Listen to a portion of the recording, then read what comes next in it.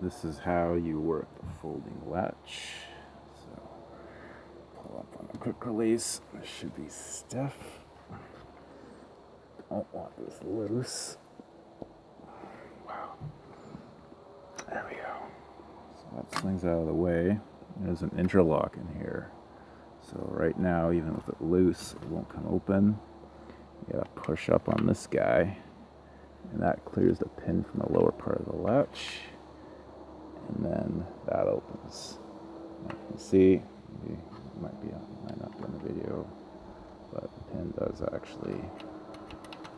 So, closing the frame back up again. I'll lift this up,